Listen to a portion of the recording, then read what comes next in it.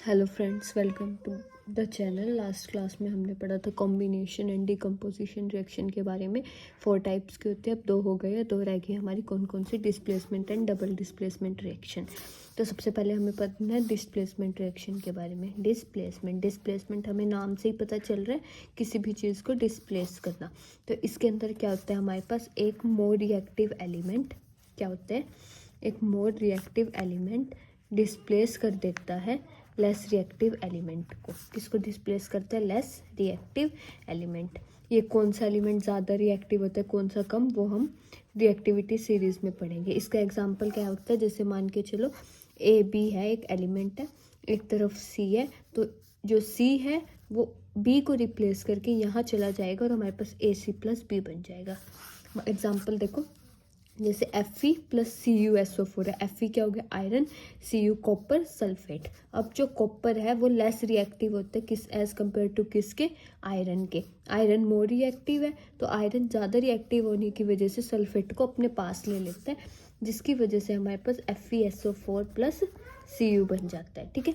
Similarly Pb क्या होता है? लेड, और ये क्या है? Copper chloride. तो क्या बन जाएगा? PbCl2 plus copper. सबको पता है, जिसके पास मान लो ज़्यादा पैसा है वो डिस्प्लेस कर देता है कम पैसे वाले को। सिमिलरली जिसके जो ज़्यादा रिएक्टिव है क्या करते हैं? डिस्प्लेस कर देता है कम रिएक्टिव को। अब हमारे पास क्या होता है?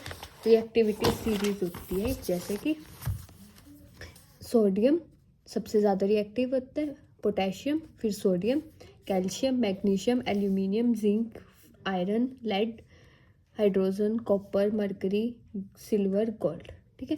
इसको याद, सबसे रिएक्टिव क्या है? पोटेशियम, और सबसे कम रिएक्टिव क्या होता है? गोल्ड हमारे पास।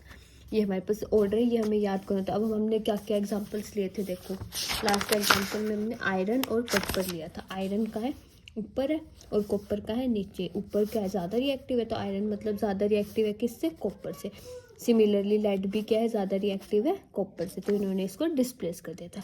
और इससे इसको नाम से भी बना सकते हैं। मान लो कैसे किसी का भी नाम है करिश्मा, मान लो करिश्मा ने कार मांगी ऑल्टो ज़ेन फरारी, फिर भी हमें को मिली मर्सिडीज़, और ये सिल्वर गोल्ड लास्ट में याद है। ठीक है। कैसे याद करेंगे? करीना ने कार मांगी ऑल्टो ज़ेन फरारी, फिर भी हमको मिली मर्सिडीज़। ठीक है। और ये आपको सिल्वर और गोल्ड याद रखना ही है। तो ये हमारे पास क्या हो जाती है? Reactivity series. तो आई होप आप लोग को डिस्प्लेसमेंट रिएक्शन के बारे में पता लग गया होगा क्या होती है। तो आपको डिस्प्लेसमेंट रिएक्शन के बारे में पता लग गया होगा क्या होती है। अब हम पढ़ेंगे डबल डिस्प्लेसमेंट के बारे में। डबल डिस्प्लेसमेंट क्या होता है? इसमें तो एक ही टाइम हुआ था कि, अब डबल डिस्प्लेसमेंट में क्या होती है?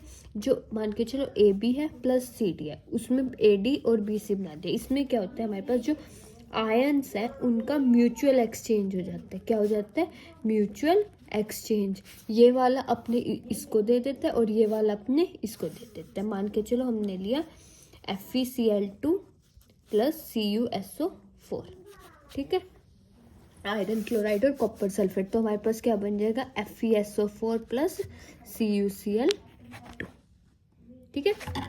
सबसे बेस्ट एग्जांपल होता है इसका copper sulphate plus BaCl2, barium chloride की रिएक्शन करवाते हैं, तो हमारे पास copper chloride plus barium sulphate बन जाता है। और जो ये बेरियम सल्फेट है इसके वाइट PPT फॉर्म्ड होते हैं हमारे पास।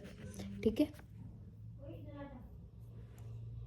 सोडियम सल्फेट होता है, सोडियम Na सल्फेट होता है, सोडियम सल्फेट, और जो ये होता है NaCl। नमक होता है ना, ये नीचे रह जाता है वाटर के में, और इसके वाइट प्रेसिपिटेट बन जाते हैं हमारे पास। ठीक है। ये क्या होते हैं हमारे पास? Double displacement reaction. I hope आपको डिस्प्लेसमेंट एंड डबल डिस्प्लेसमेंट समझ आई होगी।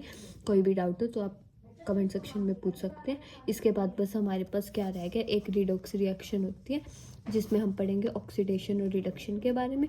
उसके बाद 2 छोटे छोटे टॉपिक है, कोरोजन और डेंसिटी। उसके बाद हम क्या है, जो NCERT से एक्सरसाइज है वो सब इसकी करेंगे। Thank you and have a nice day.